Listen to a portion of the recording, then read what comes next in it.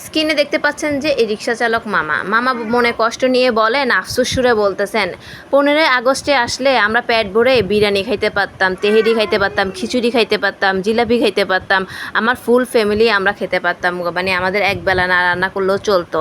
এখন কেউ এক কাপ চাও খাওয়ায় না। আচ্ছা, স্বৈরাচার সরকার তো পালিয়ে গিয়েছে, তাহলে কোন সরকার দেশটা ভালো চালাবে? এখন কি সরকার ভালো দেশ চালাইতে পারতেছে? স্বৈরাচার সরকার থাকাকালীন আমরা দিনে 500 থেকে 800 টাকা ইনকাম করেছি, আর এখন আমরা 200 টাকাও ইনকাম করতে পারি না। এই দেশে কোন সরকার আসলে দেশ ভালো চলবে বলেন? এই সরকার রীতিমতো দেশ চালাইতে গিয়ে হিমশিম খাচ্ছে। এই সরকার মনে হয় না যে বেশি দিন দেশ চালাইতে পারবে, একদম খাদের কিনারে নিয়ে গিয়েছে।